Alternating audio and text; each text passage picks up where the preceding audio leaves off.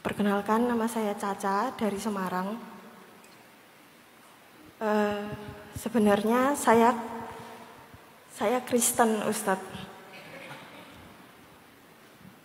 Ahlan wa sahlan. Maaf Ustadz, sebentar. Saya lahir dari orang tua yang berbeda, yang satu Islam, yang satu Kristen. Mungkin sekitar awal 2017 saya itu mendapat mimpi kalau saya ada di dalam masjid. Saya mau mualaf di dalam masjid. Udah ada ustadz, ada bapak saya, ada keluarga dari bapak saya. Tapi tiba-tiba ibu saya datang dan marah-marah. Dan itu saya terbangun. Kemudian setelah beberapa bulan saya memberanikan diri untuk cerita ke bapak saya. Kemudian ternyata bapak saya juga mengharapkan salah satu anaknya bisa mengikuti bapak saya untuk beragama Islam. Kemudian setelah itu saya bermimpi lagi, kurang lebih mimpi yang sama. Saya sudah ada di dalam masjid, sudah ada bapak saya, keluarga dari bapak saya, tapi sama ibu saya marah dan tidak mau kalau saya ikut dengan bapak saya. Kemudian kurang lebih 2022 atau 2023 sekitar jam 10 malam saya itu sedang tidur. Dan tiba-tiba saya kurang tahu itu mimpi atau apa, cuman di telinga kanan saya ada suara laki-laki dan di situ menuntun apa itu yang buat mualaf itu apa ya? Maaf. Ya, syahadat. 2 kalimat syahadat di telinga kanan saya, dan itu saya merasa saya mengikuti apa yang ada di bisikan telinga saya sampai 2 kalimat itu selesai dan saya terbangun.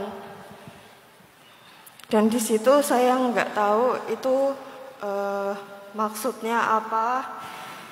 Dan 2 tahun terakhir saya juga sering mimpi atau beberapa bulan sebelum puasa itu saya selalu bermimpi kalau saya itu sholat id bersama orang-orang di sekitar saya yang beragama muslim.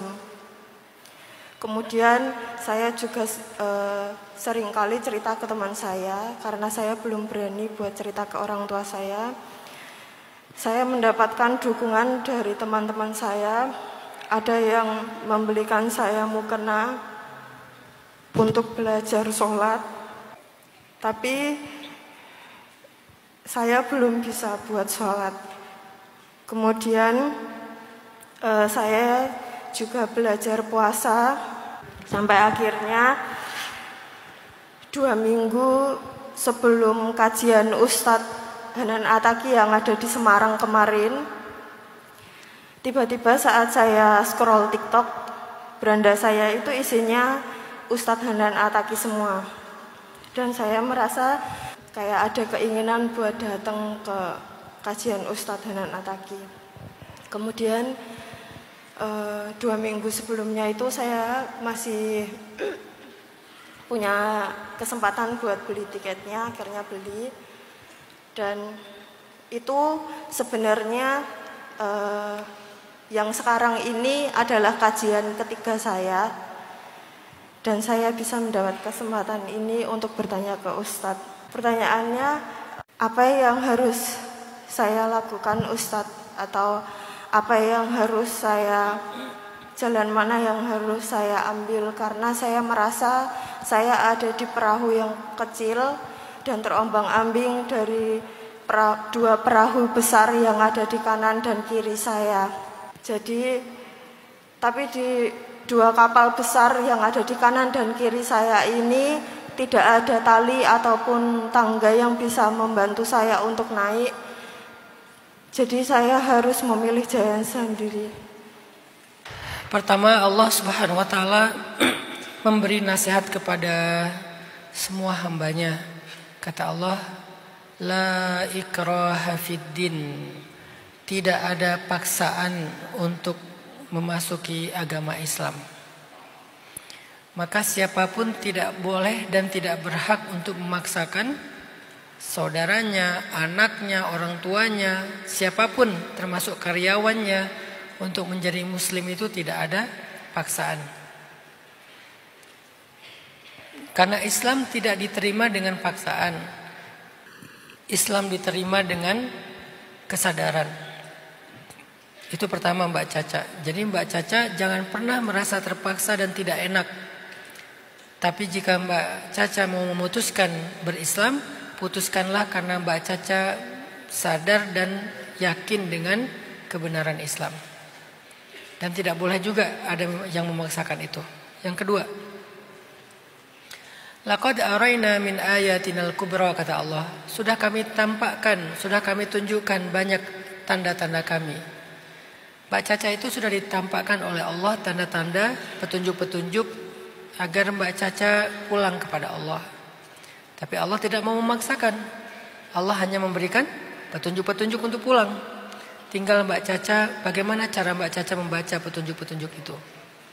Kalau menurut saya, saran saya, jadilah seorang Salman Al-Farisi, pencari hidayah yang belajar dengan sungguh-sungguh secara objektif, mencari tahu, melakukan perjalanan-perjalanan yang gak mudah dalam hidupnya sampai dia menemukan hidayah dan bertemu dengan Rasulullah SAW. Mbak Caca sudah melakukan itu dari tahun 2017 atau kurang lebih ya, udah lama lah.